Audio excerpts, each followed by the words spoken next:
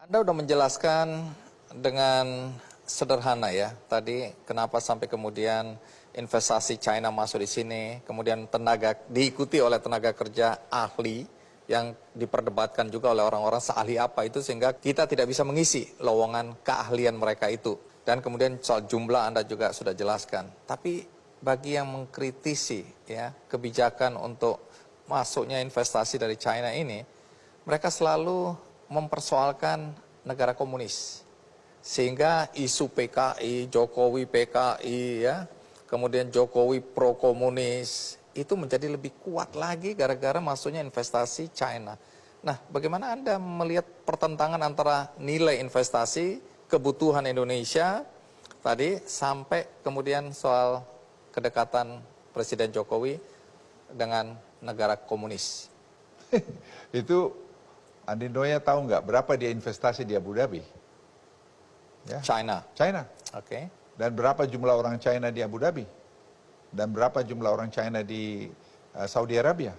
Dan dia berapa investasi Saudi Arabia? Itu apa minyaknya Saudi Arabia, mereka masuk berapa puluh miliar dolar. Kalau itu yang mau dipersoalkan. Justru kita melihat mana sih negara yang paling, kalau kita ajak investasi nggak banyak macam-macamnya, cuma Cina. Kalau kita datang ke Amerika, maaf ini saya cerita, saya sekolah di Amerika banyak. Pertanyaannya, kamu sudah begini belum? Kau bisa begini nggak? Kamu begini nggak? Kita lihat persyaratannya aja udah capek, belum apa-apa, nanti udah selesai, oke, thank you, selesai. Tapi kita pergi dengan mereka, kita yang bikin syarat. Saya maunya B2B, ya, supaya tadi kita punya utang negara jangan banyak. Tadi menjawab yang nggak sound lagi. Yang kedua, saya mau teknologi transfer, boleh. B2B boleh. Saya mau, saya bilang tadi, jumlah pegawai kalian itu secara bertahap harus turun. Boleh, tapi construction kami boleh lebih banyak ya, karena kami yang ngerti. Deal. Saya bilang, kau harus dirikan sekolah. Supaya nanti orang-orang Indonesia nanti itu bisa menjadi pemimpin di situ. Dan itu semua mereka iya. Jadi, mesti gimana, Andi? Akhirnya apa yang terjadi hari ini? Cina kasih anti dumping ke kita. Kita dipinalti sama mereka karena cost kita lebih rendah. Artinya apa? Ya memang ternyata Indonesia itu bisa efisien sekali. Jadi kalau mau dibilang manfaat yang sudah dirasakan apa dari investasi China di Indonesia ini? Ekspor kita tahun lalu itu menolong ekonomi kita 10 miliar dolar iron steel. Nomor 3. Tahun ini itu akan 20 miliar dolar. Round 20 billion dollars. Itu tahun nanti 2024, itu total dari semua mereka investasi itu akan sekitar mungkin 35 billion dollars. Bisa menjadi pemimpin di situ. Dan itu semua mereka iya. Jadi mesti gimana, Andi? Akhirnya apa yang terjadi hari ini? Cina kasih anti dumping ke kita. Kita dipinalti sama mereka karena cost kita lebih rendah. Artinya apa? Ya memang ternyata Indonesia itu bisa efisien sekali.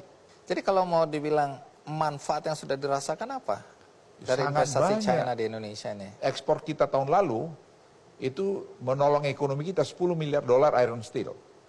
Nomor 3. Tahun ini itu akan 20 miliar dolar. Round 20 billion dollars.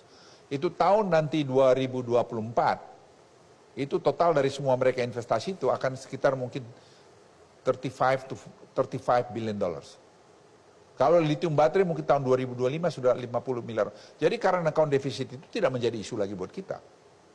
Lalu ke pertanyaan yang tadi saya ingin tanyakan dan ingin mendengarkan jawaban Anda tentang kecurigaan bahwa yang masuk ini bukan tenaga kerja profesional, tapi yang dari China ini adalah tentara karena rambutnya cepat. Itu kan banyak video-video yang beredar di media sosial.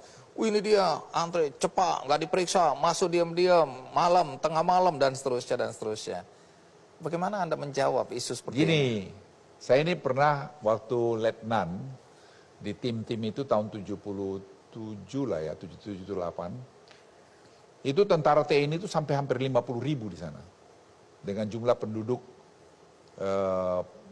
Timor itu hanya kira-kira ya 600 ribu. Pernah kita bisa menguasai? Tidak pernah. Artinya apa ini penjelasannya? Saya tidak percaya kalau orang mau jajah Indonesia, negara kepulauan seperti ini. Yang saya percaya hanya 2. Satu, dia bisa menjajah secara ekonomi. Kedua, dia bisa menjajah secara teknologi. Itu sebabnya saya mau teknologi transfer. Itu sebabnya saya mau hilirisasi. Dan itu presiden sama pikirannya. Presiden bilang, Pak Luhut saya setuju itu. Kalau nggak kapan kita mau maju, kapan kita mau jadi menikmati nilai tambah kita. Sekarang Uni Eropa membawa kita ke WTO. Karena apa? Dia maunya barang raw material kita ini harus diproses di sana. Saya bilang, you guys, kapan kami mau mengatasi masalah kemiskinan kami? Kalau kami tidak punya nilai tambah ini. Nah, setelah ini saya ingin tanya hal yang sifatnya lebih pribadi ke belakang. Karena di beberapa kesempatan saya mendengar sendiri Anda mengatakan, aku ini dulu juga hidupnya susah. Jadi Anda dengan nada kelihatannya marah juga ya, yang terhadap orang-orang yang menuduh Anda bahwa Anda ini enak aja, udah senang hidupnya harus seperti ini dan seterusnya. Tidak merasakan penderitaan rakyat.